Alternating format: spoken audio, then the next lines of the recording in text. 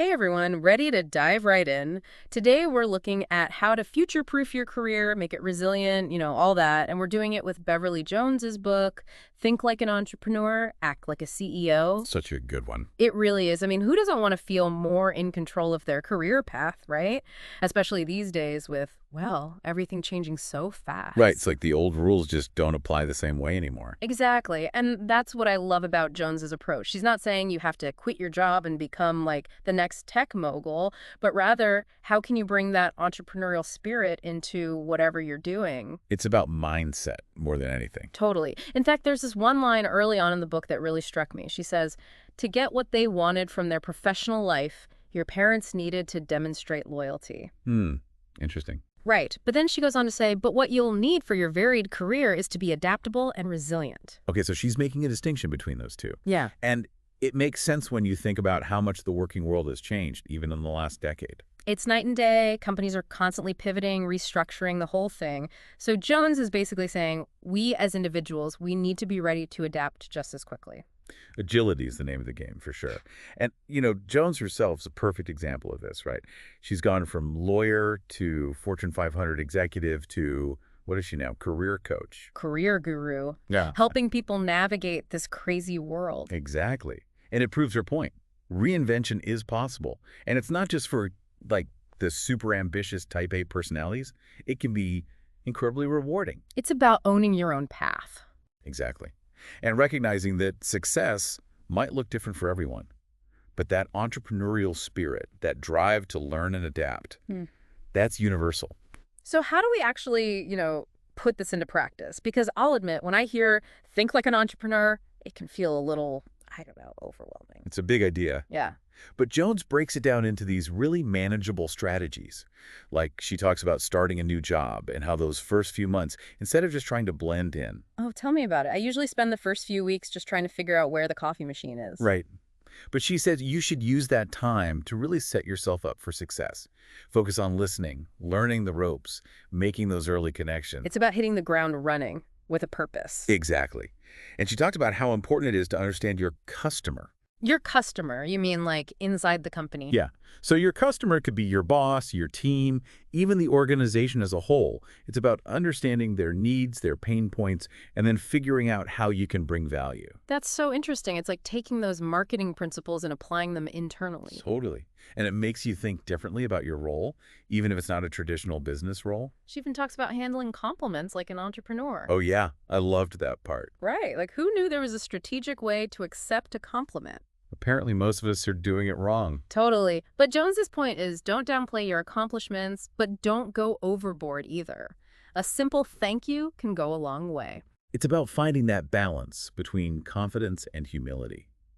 And it ties back to that entrepreneurial mindset, being able to own your successes without being arrogant. Okay, so we're starting to see how these entrepreneurial principles can apply, even in a more traditional work setting. But what about leadership? Does Jones talk about that? Oh, absolutely. And you don't have to be in a management position to benefit from this either. So it's not about being bossy. Not at all. It's about embodying those qualities that we associate with strong leaders. Things like competence, vision, integrity. And she actually gives steps you can take to develop those qualities. It's not just some vague, be a better leader advice. No, it's very actionable. Like she says to identify leaders that you admire and then consciously try to cultivate those same traits in yourself. Love that. Okay, so much to unpack here already, and we're just getting started. It's like reverse engineering success, right? Yeah. You see what works for others, and you're like, okay, how do I build those skills myself? And, speaking of skills, Jones doesn't just focus on the big picture stuff. She also gets into the nitty-gritty of, like, dealing with difficult colleagues. Oh, yeah. The office dynamics. Exactly, because let's be real, we've all had that coworker or maybe even that boss who drives us a little crazy sometimes. Inevitable, right. Totally. And Jones actually has this whole section called the Code Blue game, which I thought was brilliant. It's basically a framework for addressing those tricky situations head on. So it's about being direct, but not, like, confrontational. Exactly. Because you don't want to create more drama, but you also don't want to just let things fester. It's about finding that balance. And it goes back to that whole entrepreneurial mindset, right? Like being able to give and receive feedback is so crucial no matter what you do. Totally. Okay, shifting gears a bit here, but still within this realm of like building a strong career, Jones also talks about networking. Of course, you can't really get anywhere without a good network these days. Right. But she's not talking about like the awkward business card swapping kind of Oh, networking. thank goodness. It's more about building genuine connections, being genuinely interested in other people and what they're doing. It's funny because when you think about it that way, it doesn't even feel like networking. It's just building relationships. Exactly. But how does this tie back to like the entrepreneurial side of things? Well, think about it. Successful entrepreneurs, they're not just lone wolves, you know.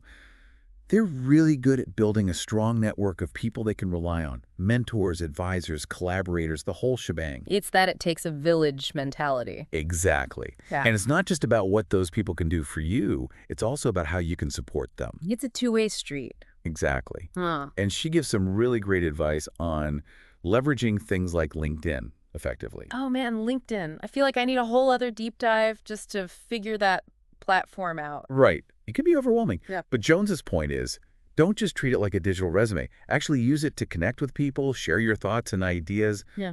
Actually be active on there. It's about being part of the conversation. Exactly.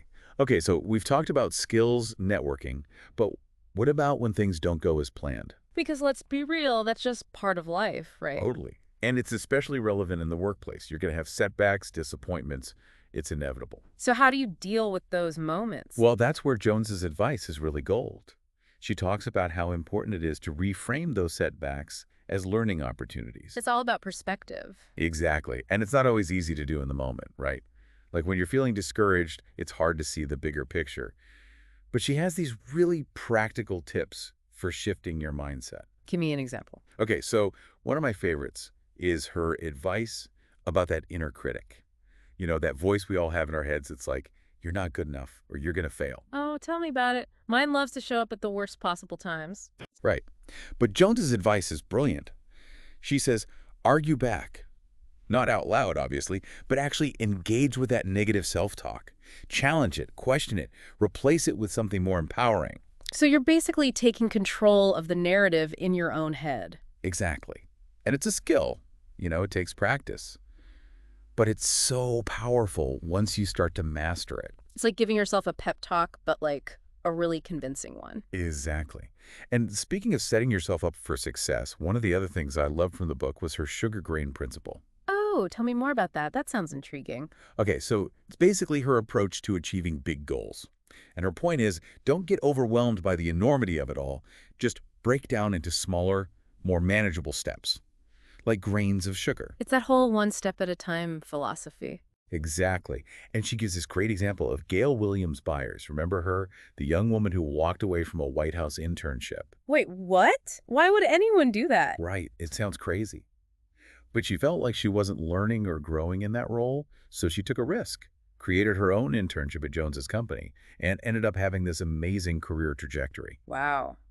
That takes guts. It does, but it also speaks to this idea of knowing your worth, knowing what you want, and being willing to take risks to get there. It's about not being afraid to create your own path, even if it's unconventional. Absolutely. And that often requires a healthy dose of self-awareness, Yeah. knowing your strengths, your weaknesses, and being honest with yourself about what you really want to achieve. It's so easy to get caught up in what we should be doing, Yeah. But Jones really encourages us to like define success on our own terms. Totally. Yeah. And that might mean getting a little uncomfortable sometimes, pushing ourselves outside of that comfort zone. Absolutely. In fact, she even talks about this idea of like actively seeking out challenges. Oh, yeah, I love that part. It's not just about taking on more work, but really being intentional about where you want to grow and then finding opportunities to stretch those skills. It's like she says in the book, if you're not a little bit scared, you're probably not challenging yourself enough. So true. And she uses this really interesting analogy when it comes to like leading teams, even if you're not in a formal management role. She talks about herding cats. Herding cats. Okay, I'm intrigued. Right. It sounds chaotic, but it's actually a brilliant way to think about teamwork, especially in today's world where it's so collaborative. So how do you herd cats effectively? Especially if you're not the one like officially in charge. Well, that's where Jones's advice on leading without authority comes in. Hmm. She talks about the importance of building strong relationships, understanding different perspectives, and finding ways to influence and persuade rather than command. It's like you're not telling people what to do, you're inspiring them to work together towards a common goal. Exactly. And it requires a different skill set. You have to be able to read people, understand their motivations, and navigate those dynamics effectively. It's like being a coach, almost. Totally. And speaking of navigating dynamics, one thing I really appreciated was her advice on dealing with a boss who's, well, let's just say not the best listener. Ugh, we've all been there. It can be so frustrating. Right. But instead of just complaining about it, Jones encourages us to become more strategic in how we communicate with them. Okay, so what's the strategy? Well, it starts with understanding their communication style. Are they detail-oriented, big-picture thinkers? Once you figure that out, you can tailor your message accordingly. So it's about meeting them where they are, not trying to force them to change. Exactly. And she also talks about the importance of being super clear and concise in your communication, focusing on solutions rather than problems. And maybe, like, not overwhelming them with too much information. Exactly. Sometimes less is more, especially if you have a boss who's got a million things going on. It's about making their job easier, which ultimately benefits everyone. Totally. And it goes back to that entrepreneurial mindset, taking ownership, being proactive, finding ways to add value. It's not just about showing up and doing your job. It's about looking for ways to make a real impact. Exactly. And that's what I love about this book. It really does give you a framework for not just surviving, but thriving in today's work world. It's about being intentional, adaptable, and never stopping learning.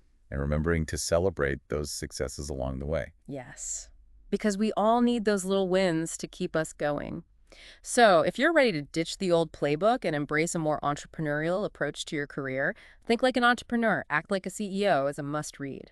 Beverly Jones delivers those practical strategies, real-life examples, and, her signature wit and wisdom. Until next time, keep diving deep.